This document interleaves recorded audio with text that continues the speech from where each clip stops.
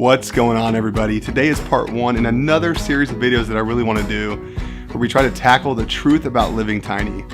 So let's begin. What does it mean to live tiny?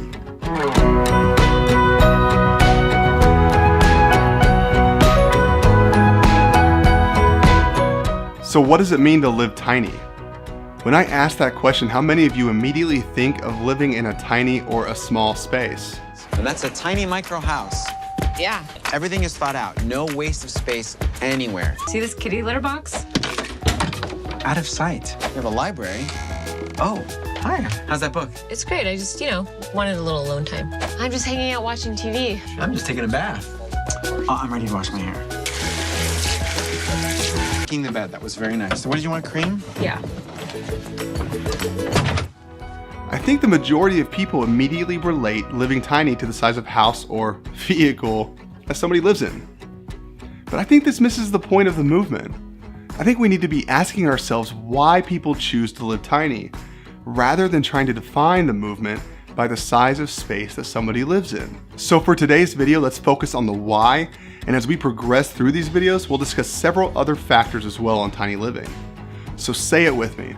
It's a choice. So you decide you want to live smaller. You want to spend less on your house and more on your experiences, and have less of a footprint on this world. By now you understand that along with living in a smaller space brings the added task of decluttering your life. So let me start off by saying there is nothing you possess in this world or inside your home that makes you more or less valuable as a person. Our value is not defined by what we own or what we possess. Rather than focusing on what we have, let's start focusing on the type of people we are. The type of people we are is often defined by our experiences in life. I'm not a psychiatrist or a psychologist, but in psychology this is generally referred to as behaviorism, which separates itself into operant and classical conditioning. These are two different ways in which people reflect the order of the environment around them. Now, the purpose of this video is not to start a debate, so for the sake of time, we're going to focus on operant conditioning.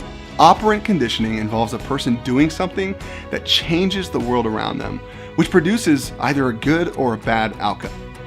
When a person does something that is followed by a good outcome, that behavior will likely be repeated or revisited in the future. But when a person does something that produces a bad outcome, well, that behavior will likely not be reproduced in the future. Simply put, we enjoy good things and we do not like bad things. This seems pretty common sense. So let's think about this with a little more depth. Basically, we're talking about an action and an outcome. You do a certain action and it produces a certain outcome.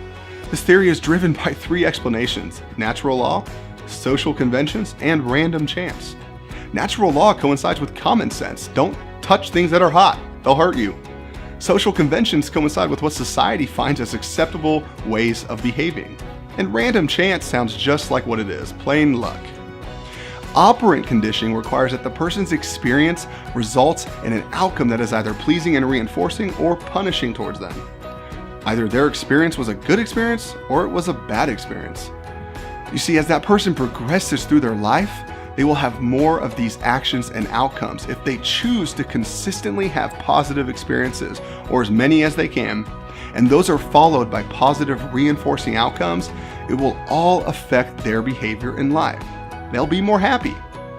If they choose to consistently participate in negative experiences and actions, they'll likely end up with more punishing outcomes, which will ultimately make them less happy.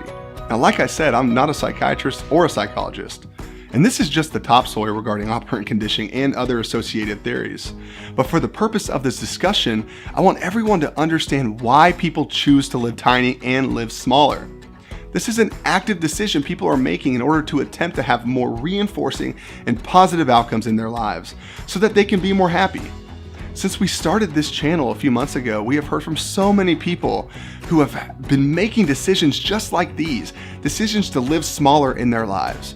They are choosing to live with less debt, spend less money, and have less stuff so that they can have more positive experience and live a more happy and fulfilling life.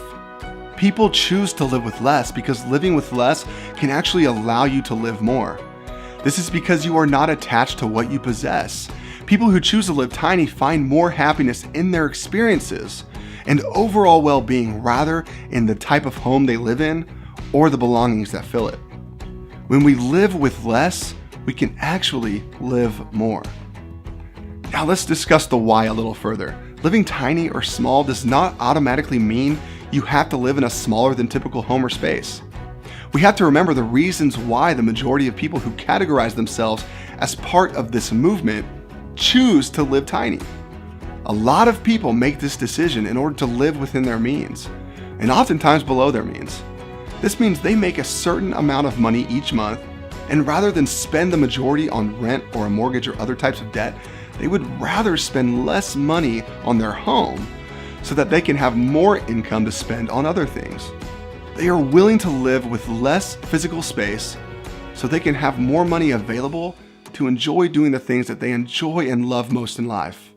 That seems pretty rational to me, especially since this is the major driving force behind what my family's doing. People also choose this lifestyle because they are trying to prioritize their lives. They realize that life is about being happy, and since we only get one life, we should do whatever we can to enjoy it to the fullest. This is about getting our priorities straightened out. When we truly realize what matters most in life, that's the starting point on getting the most out of life. I'm going to stop there for today. Just in these few minutes, I feel like I've covered a lot of material. If you found this video informative or valuable, please give it a thumbs up and like it. I'd love to hear your thoughts on this subject too. What does living tiny mean to you? Please comment down below and tell me. If you haven't already, hit that subscribe button. We're so grateful you'd want to follow our family's journey to bliss.